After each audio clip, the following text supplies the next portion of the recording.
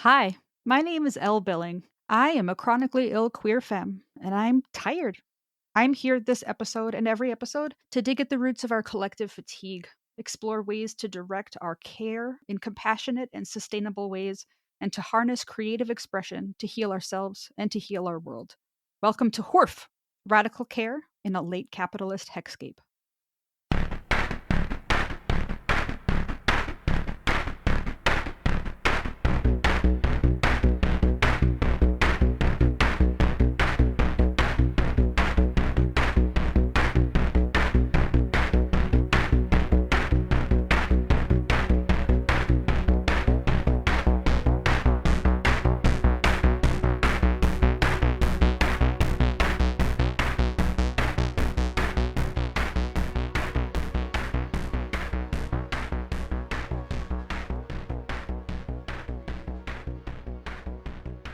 My guest for this episode is Ryan Barnes. Ryan Barnes is a visual artist from Washington State who works primarily in digital mediums, paint, pencil, and charcoal.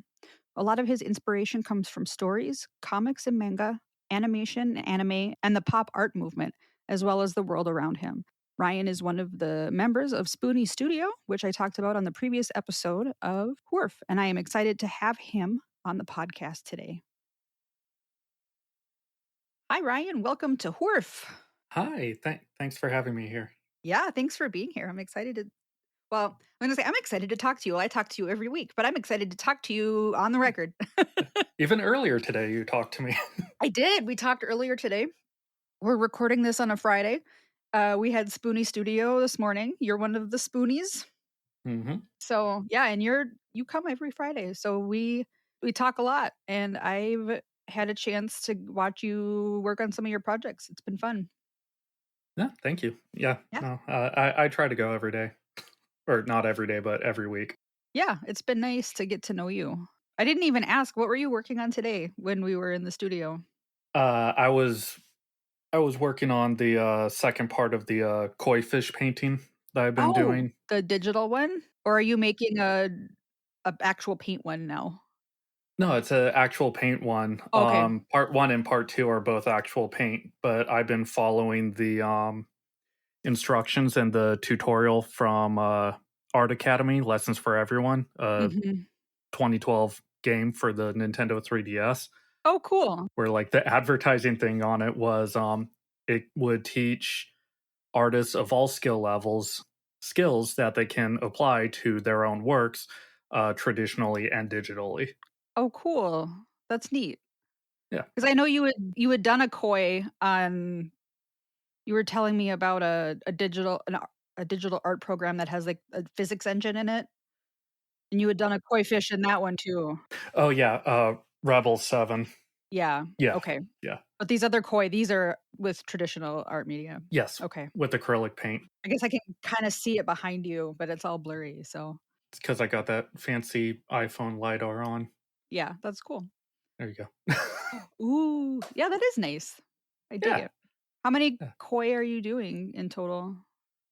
Just two, these two, and then I might follow up with other lessons too. But yeah, in the game, the pigments for the paints are actual like real pigments you can buy in store. Nice. So I just matched it as closely as possible, and then yeah, the first painting I'm doing is as close to the instructions as possible, and then the second painting I'm doing is my own interpretation of where the colors actually need to be closer Mm, to, how it is. nice. So that's not usually that wasn't on the questions we talked about earlier, but I was just interested in what you were painting today, and I never asked when we were in the studio earlier. No worries. Yeah. No, So it's my first official question is, how have you received care this week?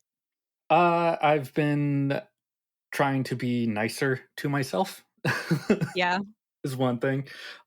Some days it's harder than others. Mhm. But just overall just trying to be mindful, trying to include mindfulness into my art practice as Mhm. well. Just cuz like I don't know, like these past couple days I haven't been feeling like the best artist out there. Even though I know like logically I'm pretty good, but feelings don't necessarily reflect reality, and I just have to be mindful and remind myself that art is largely about the journey and learning the skills and applying them, not Mhm. necessarily about being like the best of the best. Yeah. I mean, there's always something that we're really competent at and other things that are in our growing space. And I Right. think we're always our own worst critics. Oh yeah, yeah. There's a Yeah. lot of that too. Yeah. I'm glad Yeah. you're trying to be nicer to yourself. What does it look like for you to be nice to yourself? It looks like trying to be more compassionate and more understanding of my own like current limitations with Mhm. my disabilities and stuff, and not falling into that pit trap of, oh well, when I was in high school I was able to stay up all night, work on things, go to school, do all this, and yeah, I'm in my mid 30s, not no. Plus I have sleep apnea, so it's a good day if I don't take a nap in the middle of it. I was laying down on the couch right before we started doing this. I'm Yeah. totally with you there. Yeah, it's you're like, "In high school, I could do all the" yeah, our bodies worked then. Yeah. And even then, I'm like, "Did my body actually work in high school, or could I just ignore it more?" Right. Yeah, yeah. Yeah, there's a lot of that too. And then just I also I'm not sure if it's the healthiest thing, but I also kind of think of it like now is probably going to be the easiest time for me to do things. You know what I mean? Mhm. Like, I'm not Like getting any better. right, Like, like is that what you mean? Like, yeah, like entropy is a thing. I was like, "This is as healthy as I'm ever gonna Yeah. be again." This is as healthy as I'm going to be. This is as young as I'm ever going to be, and this is the most clear my schedule will ever be, Uh-huh, yeah. even though it's been 'Cause, hectic. like, your daughter is just gonna be more active as she gets Right. older, right? Like, the parenting thing isn't gonna get easier. Right, and even when it does eventually, because like, ideally, she'll be able to, afford a house at from a young adult age, but whatever happens, happens. But even when she's largely out of the picture, living her life, doing her own thing, decades away from now, like, my schedule might be filled up with, like, more physical therapy appointments, more, like, marriage counseling or something, There's Like there's always something, yeah. yeah. So right now is the easiest and best time to do it because tomorrow's not guaranteed. Yeah, for So sure. yeah. So, what you were talking about being nicer to yourself as far as your artwork, so, what can you tell us about your current creative practice? Like, what does that look like? So I've I don't know if you hear BlackBerry, but she's kind of I growling a did bit just because hear she her thinks growl a little bit. yeah, she thinks I'm a little crazy. She small aside, but she catches on to anxiety, but she Oh, can't tell okay. the difference between anxiety and excitement. So she's doing a little bit of alerting right now because I'm excited to talk about art practice and stuff. Okay. And she's like, "Hey, you're elevated." Yeah. Mhm. But so back to the question of what it looks like in practice. So kind of one of the new ideas that I've been having is looking at my art less from a like production standpoint and more from like a bodybuilding standpoint where it's less about what the final product is and more about like just getting your time in the gym, you Okay. know? Yeah. Yeah. Like the show up and get the work like show up and work out, build your muscles, Yeah. like your Like, like your artistic muscles. Yeah. right. And like some days at the gym are going to be great and you're going to feel great going in and feel great going out. Some days you're not going to want to be there, but then end up like loving it halfway through. And some days you're going to hate it from the beginning and you're going to hate it from the end. But Yeah. And don't skip leg day. right. But the important thing is you show up and you show Yeah. up for yourself. What's the And what's the art version of leg day, do you suppose? What's your leg day? uh, Like, don't skip leg day. Like, what's your leg day as far as the artistic gym? I guess fundamentals and anatomy. Oh, so hard.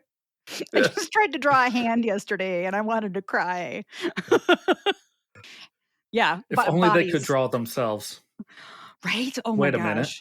Yeah. Hands do draw themselves. So meta. Yeah, Mhm. anatomy, I think any drawing actually for me is probably leg day. I mean, Yeah. you're at least in art school where you get to take Right. some of these, like, fundamental classes and you'll get to take figure drawing, and my art, I instruction has been very much a Frankenstein's monster of, like, "What do I wanna learn now? Let me find Yeah. some sort of resource to try and No, do this." And so I that's have fair. huge gaps, and I have other areas where I'm like, "No, I got this down. This is my favorite thing. I'm just gonna keep doing this. I don't need to know how to draw body parts. I will only draw 3/4 of a person. She will have no feet, and she'll have 1 hand." Like, Yeah. doing one specific pose, and I'm gonna draw it on a separate sheet of paper and then cut it out and paste it on so I don't ruin the whole painting. I'll just make it several times until I get a good one. That's what I did yesterday. No, It's that's the hand fair. is collaged onto the rest of the painting. I mean, it works.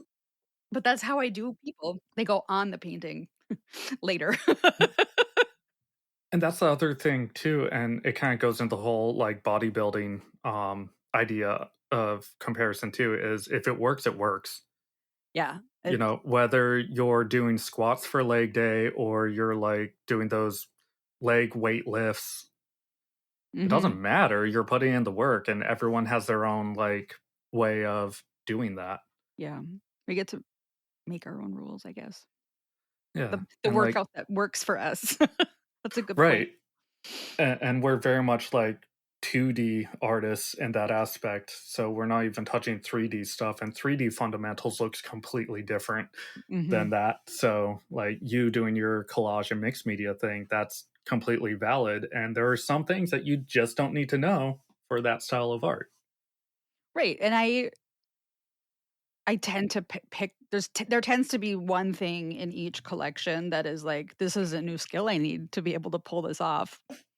Right. Like, I've never put hands in a like, on a I've done faces, like, I've never done whole bodies. So now oh, shoot, I'm doing a saint, most of a saint. She Yeah. kinda gets cut off at the just below the knee. Um, like, and I gotta have a hand. It's like, "Oh, I gotta put an arm and a hand on her. Now what do I do?"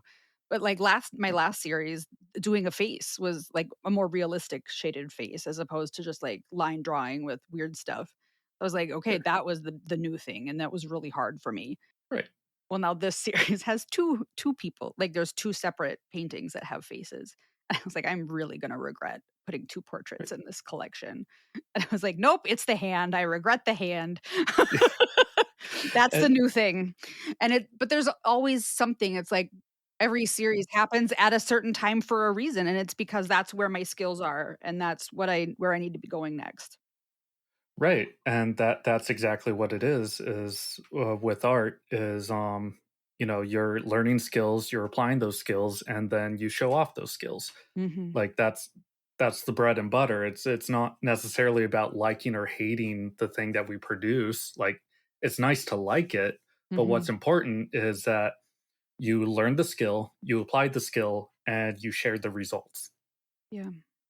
You know, and that's kind of that goes into the whole like being kind to yourself thing because like you can easily let your perfectionism get in the way and be like, oh well, I can't do hands, so I can't do this series.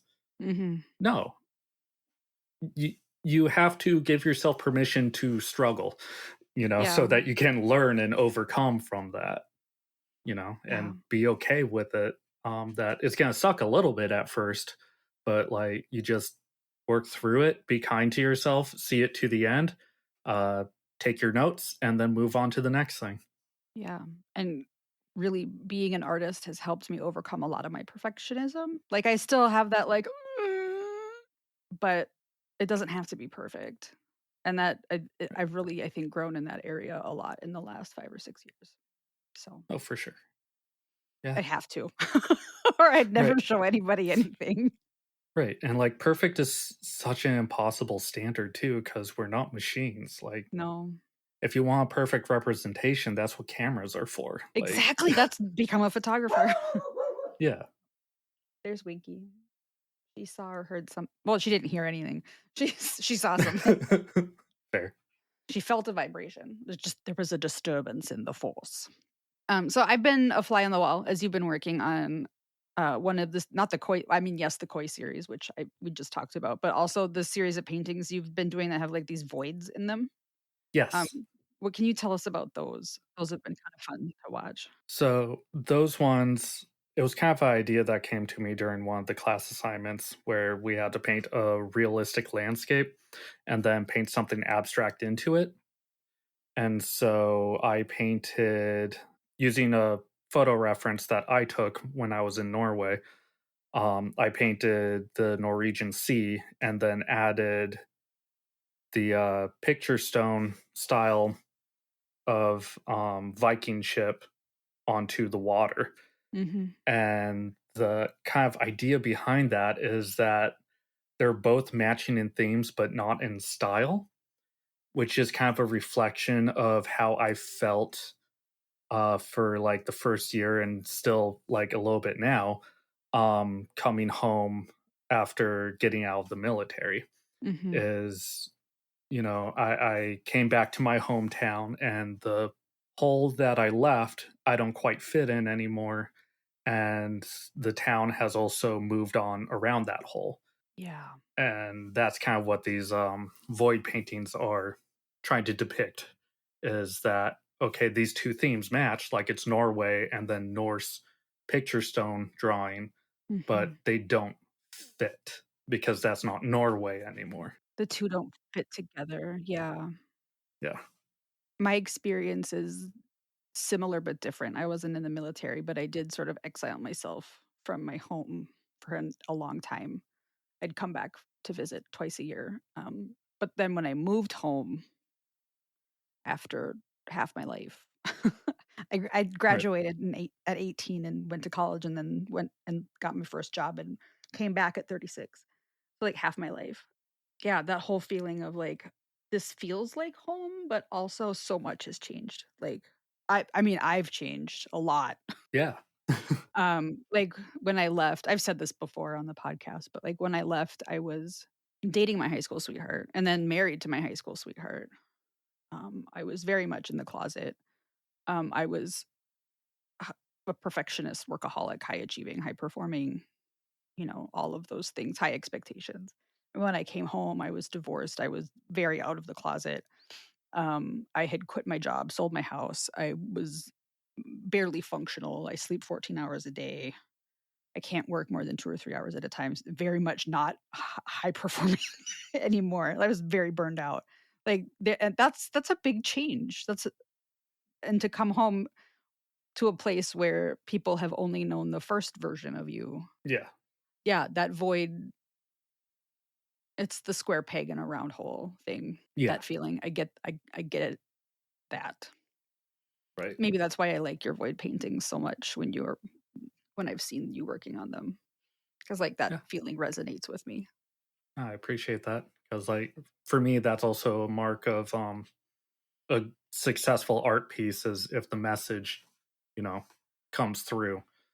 Right, and Which, that's something that I'm teaching a workshop this month on the art of personal narrative, and part of what I think about that, including, personal stuff and artwork is, like, even if like, it's better to get really, really specific, even though you might not think it resonates because, like, you're like, the Norwegian coast and a Norse boat and your experience of coming home from the military, that is really, really niche. Like, how right, many people are gonna relate to that specific thing? But, like, it works. I got it, right, right? Because the emotion that it evokes is much more universal. I mean, not right, completely universal, but, like, people get it. Yeah. and being really specific. And there's one of your void paintings is behind you. Other people won't be able to see it when they listen to this podcast, but it's downtown Seattle Right. with a big circle void in the middle of it. Like Right. that one. I've been to Seattle once in my life, Sure. so I didn't recognize the skyline, but like I get the feeling of that emptiness in the middle of a crowded metropolitan area. Like it still resonates with me, and it would resonate with somebody who knew the skyline even more. Sure.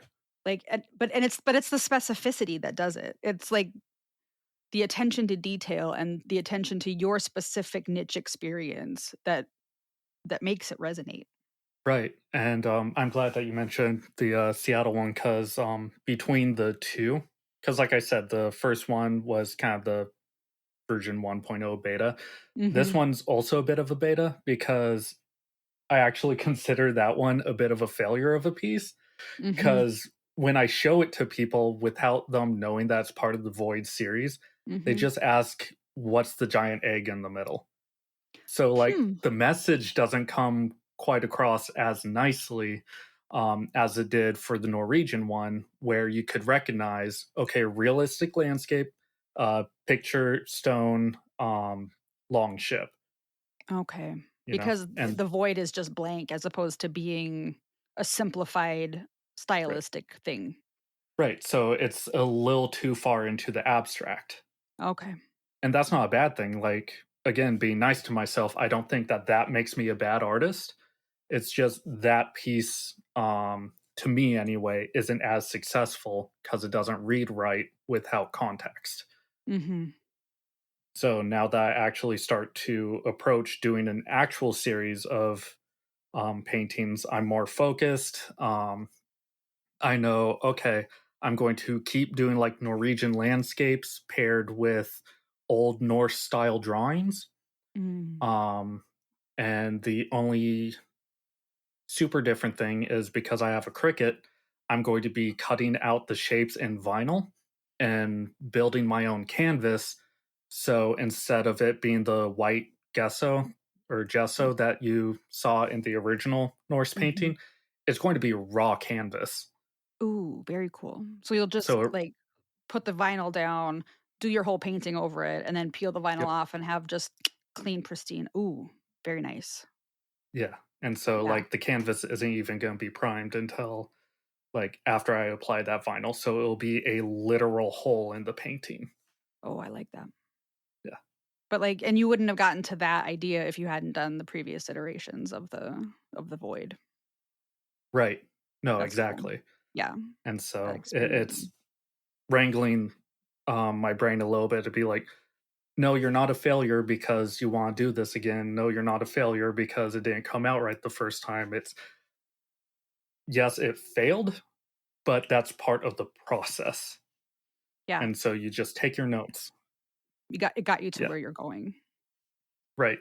Okay, I see BlackBerry, and you mentioned Yeah. her a little bit ago. Her, right? Yes. Her. Okay. Yeah. So, is it okay if we talk about BlackBerry a little bit? No, that's totally fine. I was just Okay. gonna say she doesn't mind being misgendered as long as if you give her treats and pets. Okay, Like, okay. yeah. Yeah. Yep. Cool. So how does, your disability and having your service dog, like, integrate into your life, and how does your art practice fit in with all of that?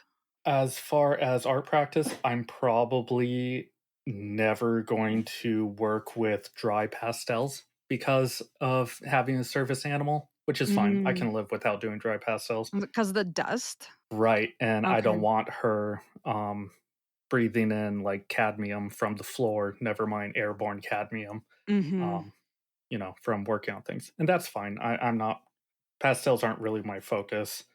Charcoal makes me a little bit nervous, but that's at least better than, snorting straight up lead. I mean, they actually gave my dog activated charcoal one time because she ate, like, a million pieces of chocolate, so Yeah. charcoal isn't the worst thing your dog could get into. Right, like, it's still if you have the option to not snort charcoal, don't do Oh, it, but absolutely. Like, I'm not recommending the charcoal or the chocolate. Terrible right. idea.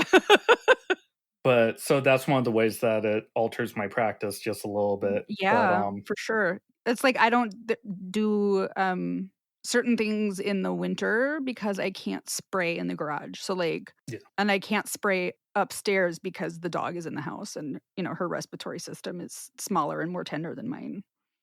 And I don't right. have proper ventilation in my studio. Where, like, when I lived Yeah, in Idaho, it was never super cold, and so I could always at least spray at stuff on my porch. Where here, right, it's, like, hasn't got above 0 all week. I can't use spray cans in the garage when it's that cold.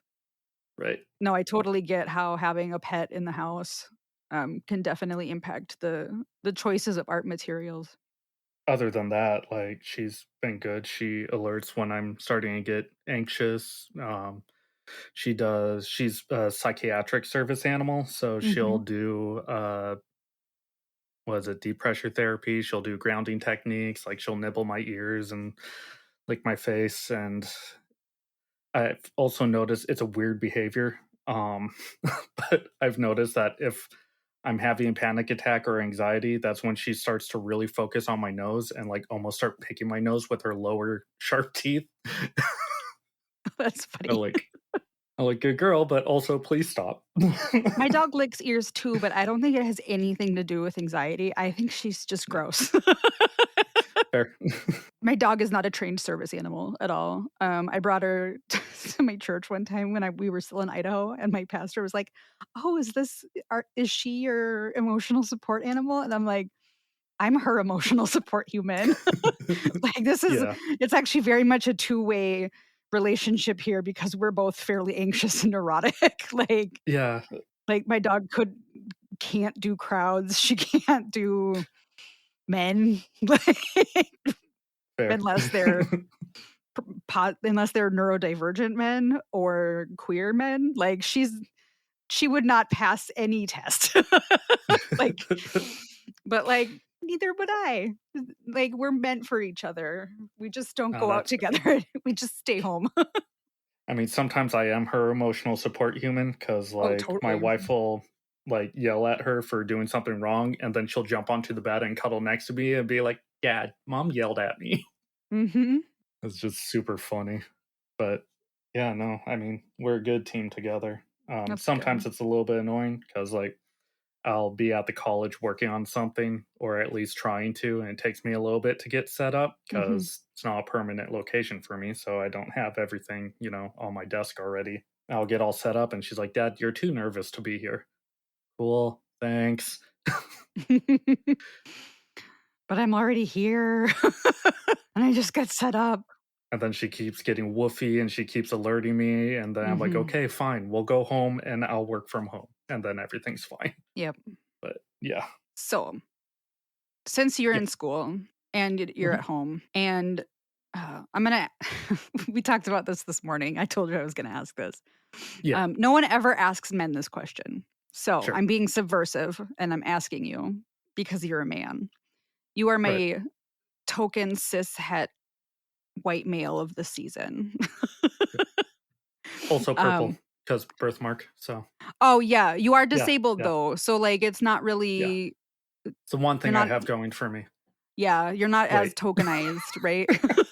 It's still a diversity interview. Right. You're still a dude though. Yeah. How do you balance the demands of school and art practice and raising a toddler? Like, how do you do it all? Right. So one of the nice things is I'm still married, so that's great. And Yes. my wife helps me out a lot with that. Well, yes, but even, like, married mothers are asked that, like, "How do you balance it all?" It's like, Oh, I gotcha. And like "Well, I have a spouse." Like it was a struggle at first when Zelda is my daughter's name, but Mhm. when she wasn't so sure about daycares. Mhm. But now that she's in like school, she loves going to school, hanging out with her friends, hanging out with Oh, her good. teachers. So that was extremely helpful, especially when doing acrylic paints, because you can't just stop if you're doing like wet on wet, because that's it. Oh, If you they dry stop, fast. Yeah. yeah, they dry so fast. Like especially if your room's not humid enough, like it's crazy. That's what I run into in the winter here. Yep. Yeah, that's what I'm running into right now, but, which is winter here. But, yeah, so it was a real hard struggle to do anything with paint because it's like, "Alright, I dropped my wife and child off at daycare," and then all of a sudden, like, I get home and I get a phone call, "Hey, Zelda's crying and she's not being consolable, so you have to come pick her up and" bring her Mhm. home. It's like, okay, cool. So now I can't paint. Plus, I have to drive another 15 minutes. Mhm. So that's like 30 minutes not doing what I want to. But there's a lot of just trying to do your best and to do better than you did yesterday is really how I'm balancing it. Cause I do let the ball drop in certain areas. Yeah. I think that's what most of us are doing, honestly. Adding and then Right. adding disability to it makes Yeah. everything makes it we have to try so much harder then. Right, and so, like, I guess really my, secret, if you can even call that, is, 1, again, working being kind to myself into the Mhm. practice, understanding that, not every day is going to be 100% successful, and that's okay. Like, as long as if, the important things are taken care of, like baby is fed, you know, animals are fed and whatnot, and bills are paid. But also like dropping the ball in tactical ways as opposed to having things surprise you. Like, okay, yeah, I have some dirty clothes, so I need to go through the laundry, but everyone still has clean clothes, so I can drop the ball on that today. Or, Mhm. something like that. There was I don't remember where I read it or who said it, which sucks because I like to give proper citations when I can, but Right. it was like a professional career woman who was saying, like, "You will drop balls, right? You just Yeah. have to figure out which ones are glass and which ones are plastic, Yes. No, exactly. and drop the right ones." Right. Like laundry, plastic ball. Feeding baby, that's a glass one. Yeah.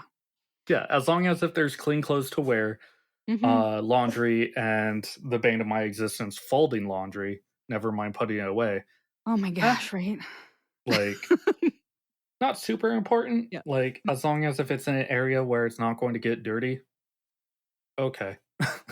yeah. Not ideal, but let's do the important things, let's focus on career, let's focus on family, let's focus on, bigger picture things. So maybe one Yeah. day we can afford a maid to do it for It'd be nice. us. My dad was just talking about that again this week. He's like, I keep bringing this up." He said, "'Cause I think it's a really good idea." He said, "But what if we got a housekeeper?" Yeah. And I was like, "Oh, I'm totally for it." 'Cause, like, I thought I was gonna be able to help out a whole lot more than I am. Yeah. And my dad can do a lot of my dad gets really domestic in the winter, and when he's stressed, and he's both right now. And Mhm. so he's doing a lot of deep cleaning and just regular cleaning, and my mom and I both tire out so fast that we know that as soon as he's in the field, it's gonna fall apart again. And I hate that that happens. I don't like that about myself. I wish I had energy to dedicate to more than just loading and unloading the dishwasher. But, like, the reason I was laying down before we recorded this is because I took a shower. Like, I Yeah. have to recover. I vacuum something, I have to lay down. Like, I am not great at domestic Oh, tasks because they all require physical energy. right. And Or spoons. right, yeah, and my mom is at the point where she doesn't have the self-awareness to stop when she's tired. And so she'll Mhm. just keep doing something until she can't stand anymore. And then what do you do then? We're like, "Mom, you can't." And, like, we'll tell her to stop, and she's like, "Oh, I'm fine, I'm fine." Like, and we can't, like, physically restrain her. Obviously, that would also be a bad idea. And so we're Right. like, "We just need to get somebody else to do it." And that's okay. Like, there's a creator who does, what's her name? Casey something. She wrote the book How to Keep House While Drowning. And one of the things that she has said that stuck with me is, like, there is no morality attached, and I'm paraphrasing, but, like, there is no morality Sure. attached to care tasks, like cleaning and dishes and stuff. Like, it's morally neutral. Care tasks are morally neutral. Like, having a messy house is not a moral failing. Not doing the dishes is not a moral failing. And I was like, "Oh, that Puritanism really got in there, didn't it?" Yeah. And, like, being able to let go of that has been helpful for me. Right. It's still really hard to not feel bad when I can't help out or, like, my dad with the stuff that I thought I was gonna be able to help with when I moved in. Right. Like, cause yeah, once I got out of the military and then when we moved into our own apartment, like I'm fine. um I really wanted to do like the whole like way of the house husband. Have you seen that show on Netflix? No, but my partner, Ricki, we say that she is like our traveling wife. Mm. So she lives in Chicago with her spouse most of the year and does wifey stuff there, and then when she stays with me, she does wifey stuff here. Oh, nice. Yeah. Oh, she's great. uh, She's a really good so traveling wife. in Way of the House Husband, a retired yakuza assassin Oh. is now a domesticated like house husband, and so there's a lot of like crossing of the cultures there Mm, with that. And so I was watching that, being like, yeah, I'm good. That's what I kind of want to do once I'm out of the military is make my wife a bento box for lunch like every day and and like that wasn't as much of a possibility, especially since like the kitchen is kind of my wife's area because she loves cooking and stuff. And mhm. so I wasn't able to sort of get things set up the way that I wanted to do that. But then also like at the same time there were a bunch of other stuff that got in the way too, like schooling and Mhm. having a daughter and like trying to focus on career and exhibits and all that other fun stuff. And it's like, Yeah. man, like I really want to be creative in this too, but again, finding out which balls are plastic and which balls are glass. Yeah. And that was just one of the ones that I had to drop because of where we're at right now. Fed is fed. It doesn't have to be a cute bento box. Right. Fed is fed. We have plenty of food, so like that's fine. And a lot of the time, my wife takes leftovers with her to work. Yeah. And there you go. Box vegan mac and cheese I eat. That's not cute, but I'm fed. Yeah. Like you said, there's no morality in like a messy house. Like as long as if everyone's healthy and the house is healthy, like And it's safe. Yep. fine. Yeah. Yeah. Like just don't let black mold grow. But that's also like that takes some serious neglect. Right, that's a little different. Yeah. Yeah. Alright, so last question. What is one true thing that you have learned from your creative practice? I think that's a good point, Barry. But no. Winky's really opinionated too. I think one of the things I learned is that there's a lot of deprogramming that goes into adopting the lifestyle of an artist. There's a lot of things about art that we're taught as kids and stuff, and you almost have to relearn everything. Mm. Like, I mean, the most common thing is, people say that there's no money in art and that there's no career in art. Meanwhile, you know, 5 minutes later, they're like, "Oh, did you see the new Marvel movie?" It's like, That's all artists. "Oh, did you watch it for free?" "No, no, I have Disney Plus." "No, I bought a movie ticket." And like, I'm wearing this T-shirt that has a graphic design on it, and like, cool. What operating system is your phone? Oh, well, it's iPhone. Oh, it's not MS DOS. Yeah. Like, there's a whole graphic user interface there. Like, Mhm. Yeah, art really does touch every area of our lives. yeah, and like I said before, where like I started looking at art less as a production thing and more as like bodybuilding, Mhm. because art gets taught from a very industrial viewpoint of do this to produce that. Whereas like bodybuilding is like, hey, this is how you build up to what you're trying to do. And Mm. that's what art really is that, oh, cool, you want to be better at acrylic painting. All right, well, here's what you do to get there, and you keep building from there. And it's not competitive the same way that like industry or sports are. because there can be multiple winners, and it's not about becoming the best, but it's about pushing yourself further to be the better artist than you were prior, Mm, and just that personal growth. thank you. Yeah, thank you. Where can listeners find you on social media? On social media, I'm currently on Threads, Instagram, DeviantArt, Blue Sky, but most importantly, whatever social media platform I'm on, it's Ryan Barnes Art. Perfect. I also have my own website, which is ryanbarnes.art.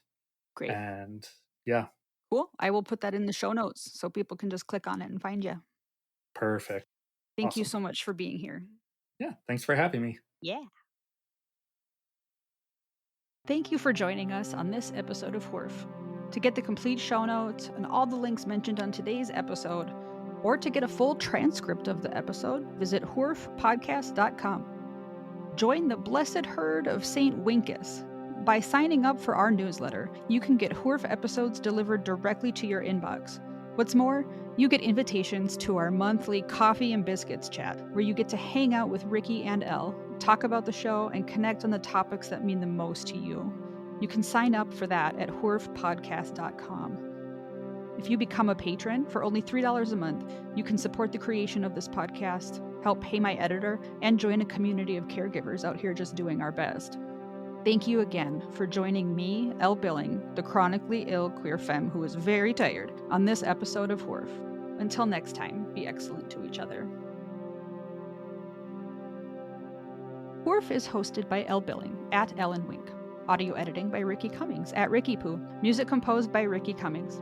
Hoorf is a production of Ellen Wink Art Studio LLC, all rights reserved. Hoorf can be found on all social media platforms at Hoorf Podcast, at HOORF Podcast.